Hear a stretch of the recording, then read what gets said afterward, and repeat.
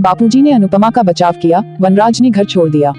Episode की शुरुआत Shah house से होती है। काव्या राखी से वनराज के साथ दुर्व्यवहार न करने के लिए कहती है। राखी परिवार को बेरोजगार होने पर ताना मारती है।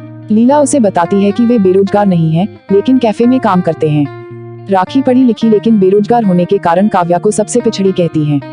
हसमुख काव्या और वनराज से कहता है कि यदि अवसर हो तो दिन में न लड़ें। काव्या उसे राखी को चुप रहने के लिए कहने के लिए कहती है। हसमुख राखी से सीन न बनाने की गुजारिश करता है। राखी उससे कहती है कि वह किसी से नहीं लड़ रही है बल्कि उनका अपमान कर रही है। संजय और डॉली उसे ठीक से व्यवहार करने के लिए कहते हैं। वनराज राखी को चुप रहने और घर से बाहर निकलने के लिए कहता है। राखी उससे कहती है कि घर भी उसका है। अनुपमा राखी से शांत होने का अनुरोध करती है। राखी चुप नहीं रहती। वनराज अनुपमा से राखी को घर से बाहर निकलने के लिए कहने के लिए कहता है। राखी उससे कहती है कि कोई उसे घर से बाहर नहीं निकाल सकता। वनराज को चीजें गड़बड़ लगती हैं और वह अनुपमा से पूछता है कि राखी किस बारे में बात कर रही है। राखी परिवार को बताती है कि उसने अनुपमा के घर के हिस्से के बजाय अनुपमा को गिरवी के रूप में पैसा दिया है। परिवार सदमे में आ जाता है। राखी वनराज को बताती है कि अनुपमा बीती रात परिवार को बचाने के लिए भीख मांगने उसके घर गई थी।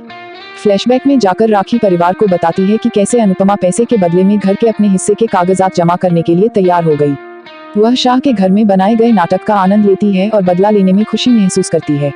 वनराज अनुपमा पर मूर्ख होने के लिए चिल्लाता है। वह राखी को धोखेबाज बताते हैं। वह अनुपमा को न केवल अपने घर को गिरवी रखने के लिए बल्कि खुशी, गर्व और स्वाभिमान के लिए भी दोषी ठहराता है। हसमुख वनराज को समझाने की कोशिश करता है लेकिन लीला अनुपमा के घर के हिस्से को गिरवी रखने के फैसले से नाराज हो जाती है। काव्या ने हसमुख से अनुपमा का बचाव नहीं करने के लिए कहा। किंजल अनुपमा से कहती है कि उसे राखी से उधार लेने के बजाय पैसे की व्यवस्था करने के अन्य तरीके खोजने पड़ सकते हैं। परितोष अनुपमा से कहता है कि उसकी गलतियां करने की कोई सीमा नहीं है। हसमुख सभी को अनुपमा को दोष देना बंद करने के लिए कहता है। वनराज उसे बताता है कि अनुपमा ने उसके सहित पूरे परिवार का अपमान किया है। वह हसमुख से कहता है कि अनुपमा को अपना आशीर्वाद गिरवी के रूप में नहीं रखना चाहिए था। अनुपमा सुन्न रहती है। वनराज उससे पूछता है कि किसकी अनुमति से उसने घर को राखी के पास गिरवी रखने का फैसला किया था। हसमुख अपना दिमाग खो देता है और परिवार को बताता है कि अनुपमा ने आधी रात को उसे फोन करके ऐसा कदम उठाने से पहले उसकी स्वीकृति ले ली थी। वह स्वीकार करता है कि अनुपमा ने धोखे से गलती की थी लेकिन राखी से उधार लेने के अलावा और कोई रास्ता नहीं था। लीला उसे बताती है कि अनुपमा ने पैसे के लिए उनका घर बेच दिया है। हसमुख उसे सुधारता है कि अनुपमा ने घर को गिरवी रख रखा है।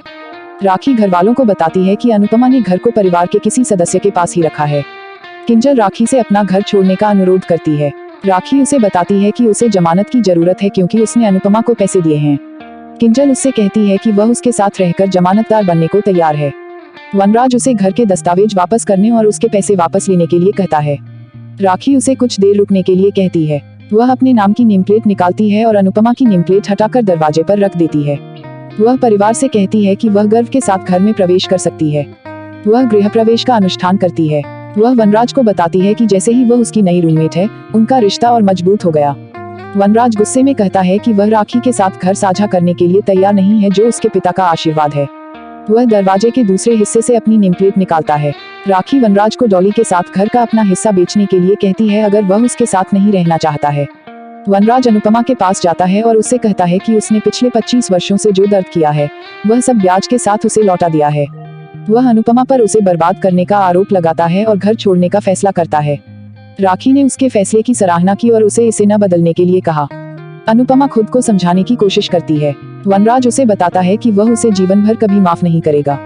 राखी मजाकिया हरकत करती है और सच्चाई का खुलासा करने के लिए अनुपमा से माफी मांगती है।